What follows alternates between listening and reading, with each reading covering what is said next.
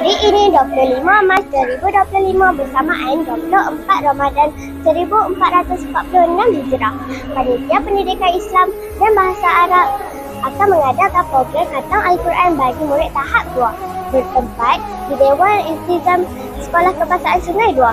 Program ini merupakan program tahunan yang dilaksanakan oleh Panitia Pendidikan Islam dan Bahasa Arab sempena program Ihya Ramadan yang diadakan sepanjang bulan Ramadan. Bersama-sama saya, Zara Akila binti Muhammad Faiz, kru TV PSS Ahur Gading untuk menyaksikan program khatam Al-Quran pada hari ini. Ya Allah, Ya Rahman, Ya Rahim. Pada kali ini yang berkali Ya Allah, kami mohon hamba-Mu berkumpul berhimpun kepada Allah pada pagi hari yang indah ini.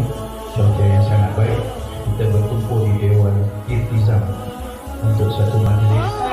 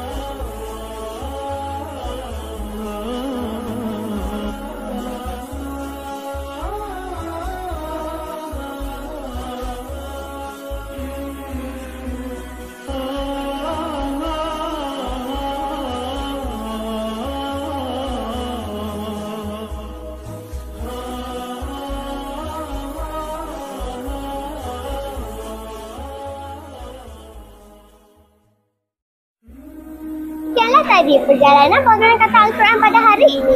Diharapkan pembacaan Al-Quran tidak terhenti di sini. Semoga selepas program ini semua warga SKSD meletakkan Al-Quran di hati dan menjadikan pembacaan Al-Quran sebagai amalan seharian. Zara Akila binti Muhammad Faiz mewakili kru TV PSS Ahur Gading mohon mengundur diri. TV PSS Ahur Gading interaktif, informatif, terbaik.